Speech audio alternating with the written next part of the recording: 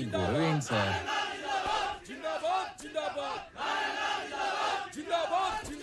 ఆగండి ఆగండి ఆగండి ఆగండి.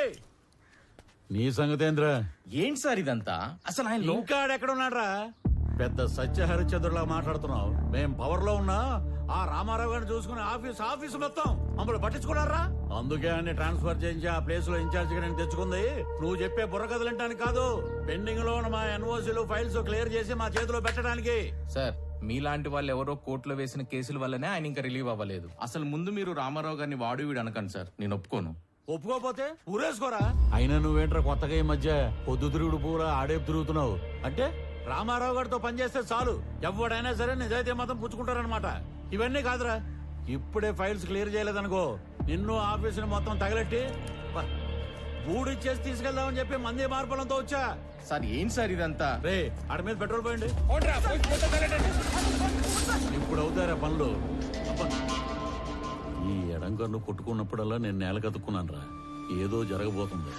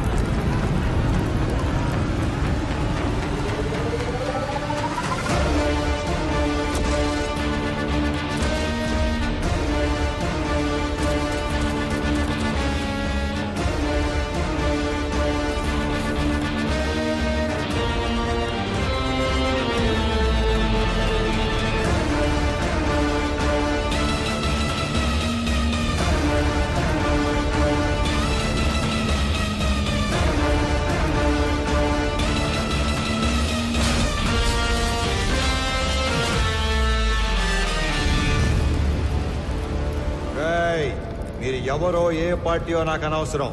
ఎవరైనా సరే అధికారంలో ఉన్నాం కదా అని కొండలు తవ్వేస్తాం, చెరువులు పూడి చేస్తాం, అడ్డంగా భూములు కొట్టేస్తామని దౌర్జన్యం చేద్దాం అనుకుంటే అవుట్ అవుట్.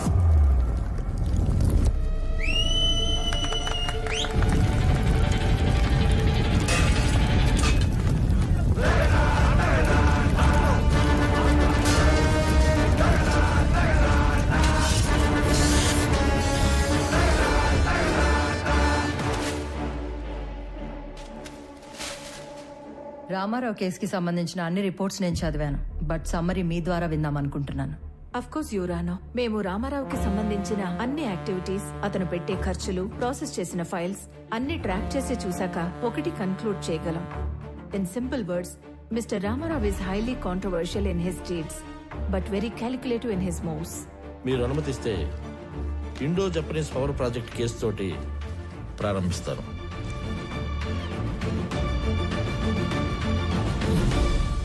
నేను కలెక్టర్గా సేవలో ఉండగానే భారత ప్రభుత్వం నిర్మించబోతున్న ఒక అణు విద్యుదుత్పత్తి కేంద్రానికి అంకురార్పణ జరపడం నాకు చాలా సంతోషంగాను కొంచెం గర్వంగాను ఉంది. మన ప్రభుత్వం చేసిన 3200 ఎకరాల భూసేకరణ ఈ విజయానికి కారణమైతే స్పెషల్ కలెక్టర్ రామారావు గారి చొరవ ఔన్నత్యం వల్లే ఇది సాధ్యమైంది అన్న సబబు.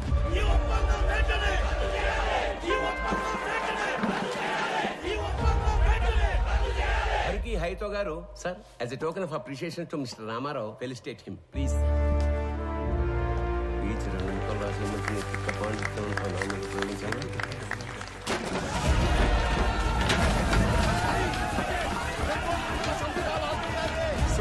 ఏమైంది? వెనక్ గేట్ నుంచి కంపెనీ వాళ్ళు లోపలికి వచ్చినట్టు రైతులకు తెలిసిపోయింది సార్. అందరూ బార్కెట్ దాటి లోపలికి వచ్చేస్తున్నారు.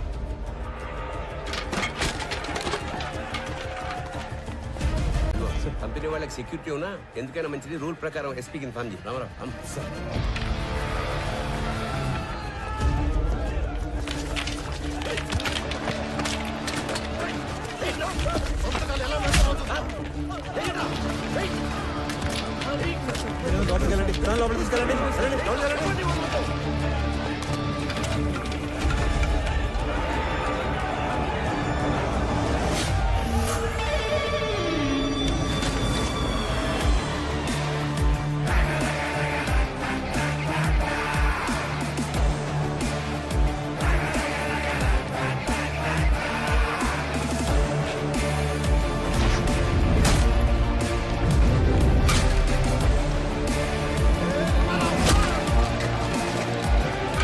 ప్రభుత్వం డబ్బులు కట్టి భూములు స్వాధీనం చేసుకున్న తర్వాత ఈ గొడవ ఏంట్రా? విప్లవం చేస్తాను అనుకుంటున్నావా? అవును, విప్లవమే. దున్నే ప్రతి రైతు నిత్య హరిత విప్లవం చేపట్టే నీలాంటి వాళ్ళు రోజు మేము పెట్టింది తిని మా మీద పెత్తనం చెలాయిస్తున్నారు. ఏందిరా పెద్ద పెద్ద మాటలు మాట్లాడుతున్నావు? అయిందేదో అయిపోయింది, అందరూ బయటకు వెళ్ళండి. వెళ్ళండి.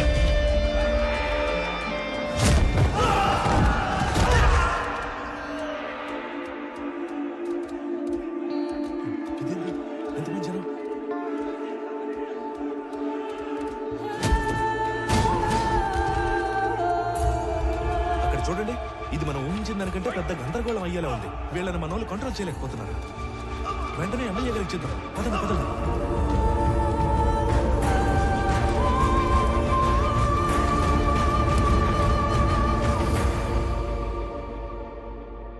చూడు రామారావు, చేసిన పని లెటర్గా వేస్ట్ అయిపోయేలా ఉంది. చేయి దాటిపోకముందే ఈ ప్రాబ్లమ్ సాల్వ్ చేయమని పైనుంచి నాకు ఆర్డర్స్ వచ్చాయి. మీ నెత్తి మీద కట్టు, నా ఒంటి మీద దెబ్బలు, ఇంకా చేయి దాటకపోవటం ఏంటి సార్? మొత్తాన్ని లోపల నుంచి మన పని మనం చేసుకోవటమే. రైతులా సార్ వీళ్ళు? రౌడీలు. ఆయన నువ్వేంట్రా? ఈ సమస్యను ఇంకా పెద్ద చేసేలా ఉన్నావు. వదులు. ఈ గొడవ ఇంకా పెద్దది. నేషనల్ ప్రెస్ ఎక్కితే ఈ వెంచర్ కి బ్రేక్స్ పడతాయి. అందుకే సెంట్రల్ మినిస్టర్ రంగంలోకి దిగి కాంప్రమైజ్ చేయమని. ఈ ప్రాజెక్ట్ లో మా హైకమాండ్ కి ఇండైరెక్ట్ గా షేర్ ఉందయ్యా. ఈ రోజు ఆ అగ్రిమెంట్ అవ్వకపోతే పార్టీలో నన్ను పక్కన పెట్టేస్తారు. సార్ లాస్ట్ మినిట్ లో ఇంత హంగామా చేసి బ్లాక్ మెయిల్ చేయడానికి వచ్చారు సార్ వీళ్ళు. రామారావు, మనం కొన్నది ఎకరం 7 నుంచి 8 వేలకి. కానీ ఎంఓయూలో ఎకరాకి 40,000 డిక్లేర్ చేశాం. అంటే రూపాయి పెట్టకుండా ఢిల్లీ హైకమాండ్ బినామీలకు 20%, మన గవర్నమెంట్ కి 30% షేర్ వస్తుంది. అందుకే కొంత అఫీషియల్ గా కొంత అన్అఫీషియల్ గా డబ్బిచ్చి రైతులను ఒప్పించి ఇష్యూ క్లోజ్ చేద్దాం అనుకుంటున్నాం. నువ్వు ఇంటికెళ్ళు, రైతులతో మేం మాట్లాడతాం. నువ్వుంటే కోపాలు ఇంకా పెరుగుతాయి. నువ్వు వెళ్ళు రామారావు. ఆ రోజు అర్ధాంతరంగా రామారావుని ఇంటికి పంపించి రైతులందరికీ ఎకరానికి 20,000కు పైగా డబ్బు కట్టి ఎంఓయూను ముగించారు. కొన్ని రోజుల తర్వాత ఎమ్మెల్యే సత్యనారాయణ గారికి రామారావు మీద అనుమానం వచ్చింది. ఎంఓయూలోని కాన్ఫిడెన్షియల్ రేట్స్ రైతులకు చెప్పి వాళ్లను రెచ్చగొట్టి రామారావే తిరుగుబాటు చేయించాడని కేసు పెట్టారు. అనుకున్న దానికన్నా ఎక్కువగా రైతులకు చెల్లించిన 7 కోట్ల రూపాయల పరిహారంలో రామారావు కమిషన్ తీసుకున్నాడని కూడా కేసు పెట్టారు.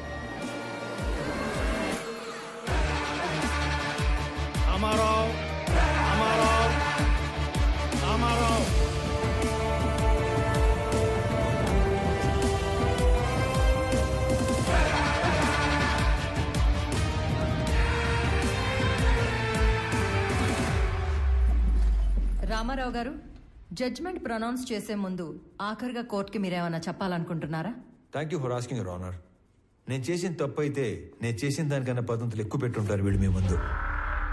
అదే నేను చేసిన మంచి అయితే చేసిందంతా వాళ్ళ మనసులో పదిలంగా పెట్టుకొని ఉంటారు. అంతకంటే చెప్పుకోవడానికి నా దగ్గర ఇంకేం లేదు యువర్ ఆనర్. అభియోగం మోపబడ్డ 17 కేసులలో 3 కేసులు క్లిష్టమైనవి కావడం వలన ఒక ఫ్యాక్ట్ ఫైండింగ్ కమిటీని కోర్టు ఏర్పాటు చేసింది. ఈ కేసులకు సంబంధించిన నిజానిజాల్ని నిర్దేశించి ఒక కామన్ ఆర్డర్ కింద తీర్పు ఇవ్వాలని ఈ కోర్టు నిర్ణయించింది. అన్ని కేసుల పూర్వాపరాలు పరిశీలించి కమిటీ ఇచ్చిన రిపోర్ట్లని పరిగణలోకి తీసుకున్న పిదప సబ్ కలెక్టర్ బి రామారావు గారి మీద మోపబడ్డ ఏ ఒక్క అభియోగం నిరూపణ కాలేదని ఈ కోర్టు తీర్మానించింది.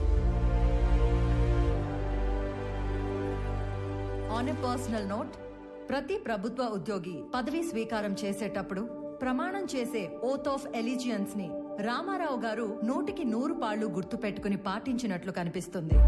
అధికారం అంటే సేవతో కూడిన బాధ్యత అని అర్థం చేసుకుని అతను చేసిన కొన్ని పనులు బియాండ్ డ్యూటీలా ఉన్నా న్యాయపరంగా ఉన్నట్లుగా నమ్ముతూ అతని మీద ఉన్న అన్ని అభియోగాలని కోర్టు కొట్టివేస్తూ తీర్పు ఇస్తుంది.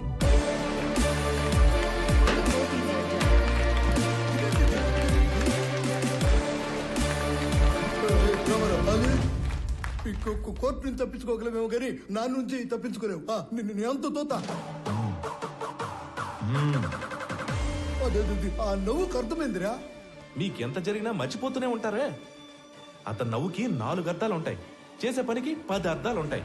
ఒక చాణుక్యుణ్ణి ఒక క్షత్రుణ్ణి కలిసి సమపాళ్లలో ఊహించుకోండి, అతనే రామారావు.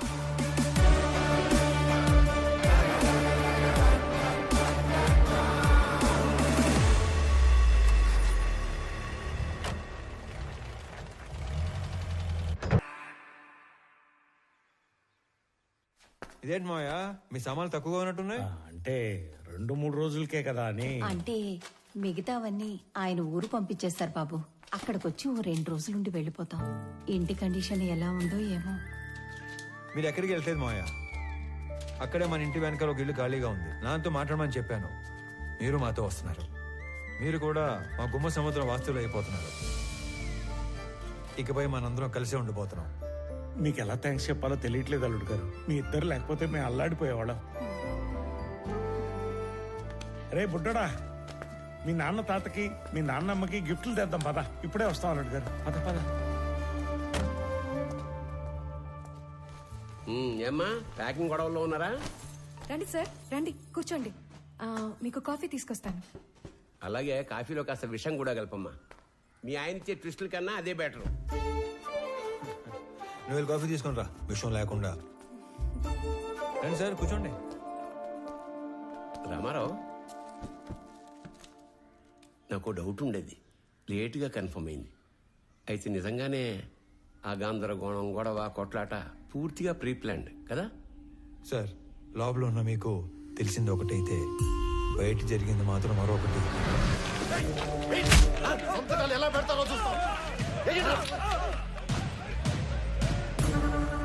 నేను సిచ్యువేషన్ ని కంట్రోల్లో తీసుకొచ్చే టైంలో కంపెనీ సెక్యూరిటీ వేషంలో ఉన్న ఎమ్మెల్యే మనుషులు అత్యుత్సాహం చూపించారు.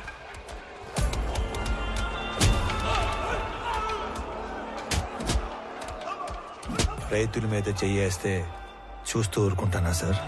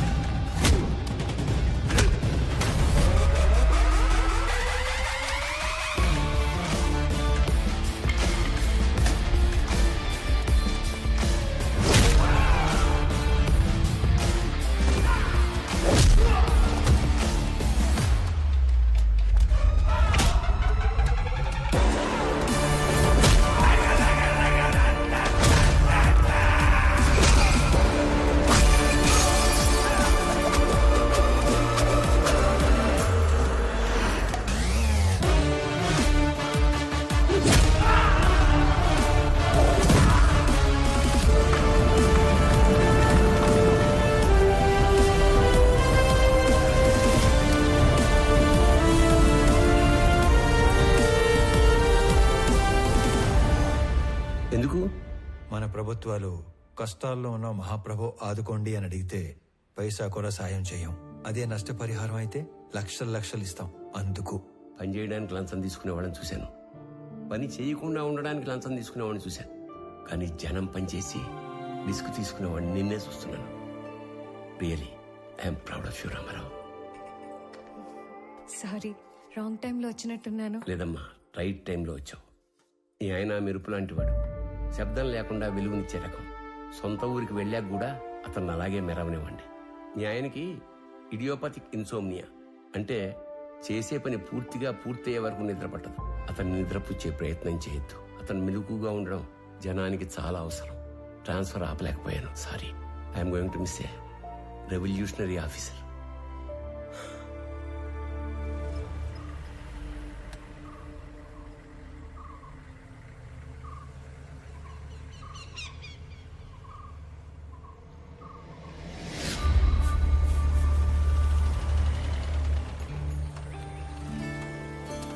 రామ్మా.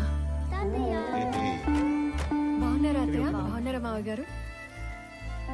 ఇరుగు దిష్టి, ఏం దొప్పించు మహాలక్ష్మి. పొరుగు దిష్టి, ఊళ్ళో వాళ్ళ దిష్టి, అందరి దిష్టి పోవాలా.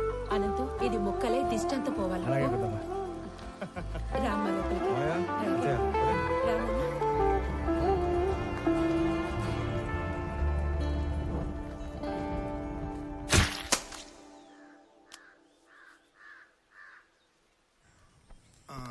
రామారావు, పిల్లప్పటి నుంచి మీ నాయన నేను సావాసగాళం. అవకాశం వచ్చింది కాబట్టి చెప్తున్నా ప్రసాదరావు, మీ ఓడికి ట్రాన్స్ఫర్ అయ్యి ఆఫీసర్ గా మనం ఊరికి రావటం వలన మన వాళ్ళకి ఎంత లాభమో తెలుసా? ఏ గమనం ఉండవయ్యా, ఛాన్స్ దొరికిందని సన్మాన సభ పెట్టబాకు. ఏదైనా టీ వాడికి అన్నా టీ. ఆనంద్ ఎట్లున్నావు? టీ టీ గురుగారు తాగండి, హ్యాపీగా కూర్చొని. నువ్వు తాగుతావా? సర్లే, అబ్బోడు పండగ అయినాక డ్యూటీలో జాయిన్ అవుతాడు. అందరికి తెలిసేట్టు నీ పేపర్లో రాయి. ఇంకో విషయం, కనం పండగ రోజున వేటను కోసి జనానికి నిరుటిలానే బంతి భోజనం పెడతా అన్నాం. ఎన్ని తెగుతున్నాయి?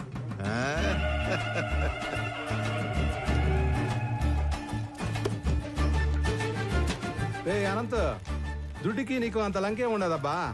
మటన్ కొట్టు సీనా అని పిలిస్తే సలపాగా నరికేటోడే. ఇప్పుడేమి తొందరైనదా? నాకి 3 తలలు అలాకాగా నరికినానా లేదా?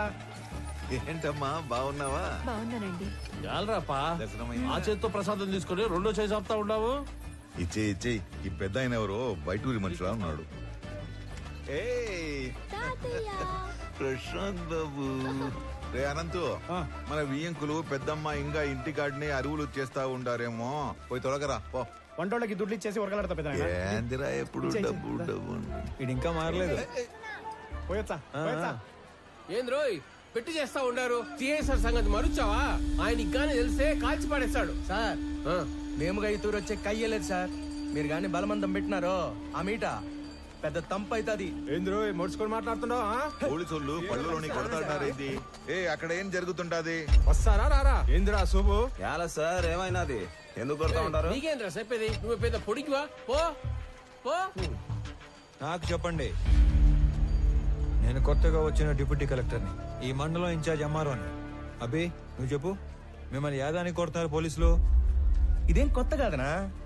ఏ పండగ వచ్చినా వాళ్ళ పార్టీ అయినా ఇలా సిఐ మమ్మల్ని 4 ఐదుగురు గుంజుకుని పోయి యాటకు పంపుతారు, వంట చేపిస్తారు.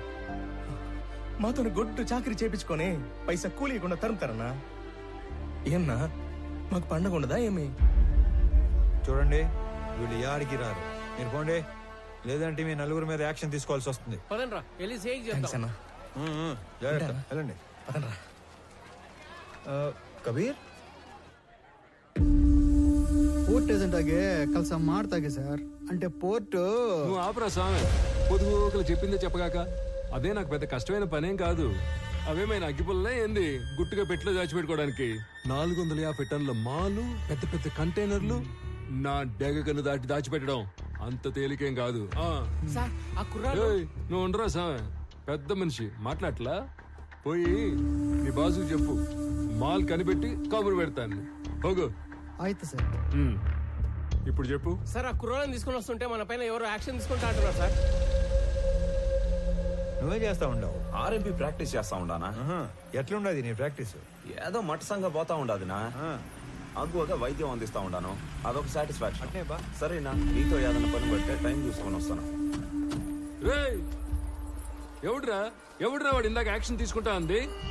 నా యాళ్ళు లాగి పీకాల్సిన పనిచ్చి లగెత్తుకుని వచ్చారు. వెతకండి రా వాడిని, పట్టుకురండి. మనం పట్టుకొచ్చే పని లేదు సార్, ఆయన్నే వస్తున్నాడు. ఎడా అతనే సారు.